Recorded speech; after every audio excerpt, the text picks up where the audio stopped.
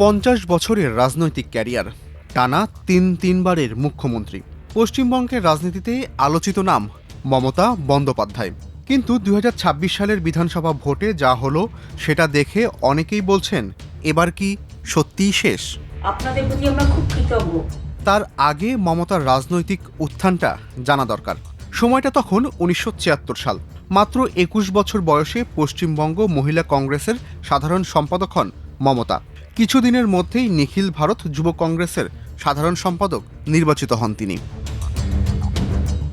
তখন থেকেই তার চরিত্রে একটা বিশেষ দিক স্পষ্ট হয়ে যাচ্ছিল: পরিশ্রম করার অসাধারণ ক্ষমতা আর প্রচণ্ড লড়াকু মনোভাব। 1984 সালে লোকসভা নির্বাচনে সোমনাথ চট্টোপাধ্যায়ের মতো প্রবীণ সিপিআইএম নেতাকে হারিয়ে দেন মমতা। বামফ্রন্টের সবচেয়ে শক্তিশালী ঘাঁটিতে আঘাত হানেন একজন আনকোড়া তরুণী, যা তখন পশ্চিমবঙ্গের রাজনীতিতে বিশাল আলোচনার বিষয় ছিল। এর মাধ্যমে ভারতের কনিষ্ঠতম সংসদ সদস্য হন মমতা। তবে 1989 সালের নির্বাচনে যাদবপুরেই হেরে গেলেন, কিন্তু থামলেন না। 1991 সালের নির্বাচনে দক্ষিণ কলকাতায় জয়ী হয়ে রাজনীতিতে ফিরে আসেন মমতা। এরপর আরও 5 বার লোকসভার সদস্য।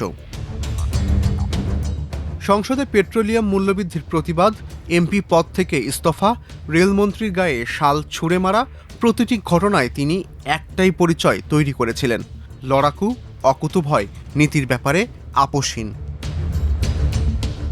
1998 সালে কংগ্রেস থেকে বেরিয়ে তিনি তৃণমূল কংগ্রেস প্রতিষ্ঠা করেন।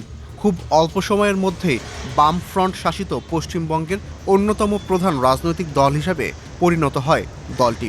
তখন অনেকেই হেসে বলেছিল, বামফ্রন্টকে কেউ হটাতে পারবে না।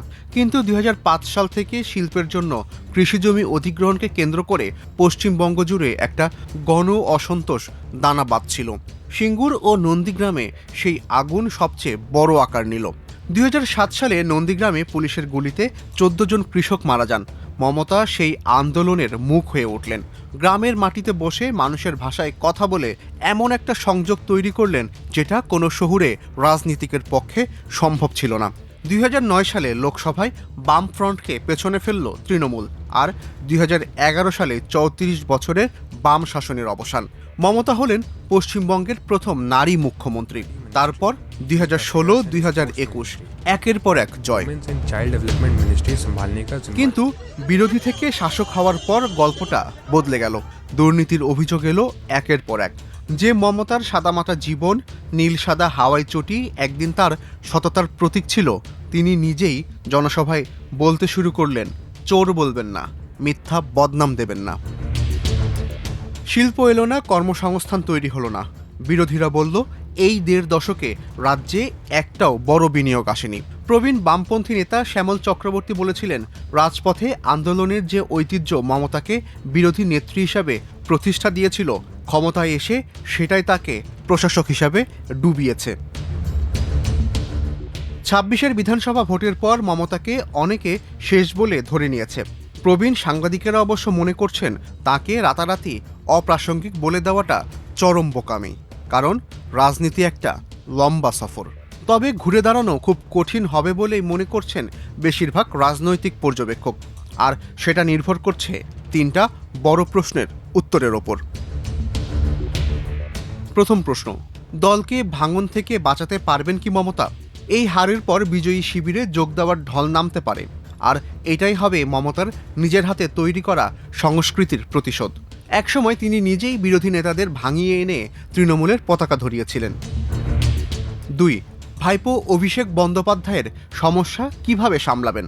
কর্পোরেট স্টাইলে দল চালানো, পরামর্শদাতা সংস্থার হাতে কর্তৃত্ব আর দুর্নীতির অভিযোগ, এসব নিয়েই দলের মধ্যেই বিক্ষোভ এখন প্রকাশ্যে আসতে শুরু করেছে। কেন্দ্রীয় তদন্ত সংস্থাগুলোও এখন অভিষেকের বিরুদ্ধে ব্যবস্থা নিতে পারে। তৃতীয় ও শেষ প্রশ্নটাই সবচেয়ে গুরুত্বপূর্ণ। সফল বিরোধী নেত্রী হিসেবে মমতার যে অসাধারণ ট্র্যাক রেকর্ড, তিনি কি নিজেই সেই পুরনো পরিচয়কে আবার খুঁজে নিতে পারবেন? এজন্য মমতাকে অপেক্ষা করতে হবে। নতুন বিজেপি সরকার ভুল করবে, সেই ফাঁকে কোনো একটা ইস্যুকে রাজপথে শক্তিশালী আন্দোলনে বদলে দেওয়ার দক্ষতা আবারও দেখাতে হবে মমতাকেই।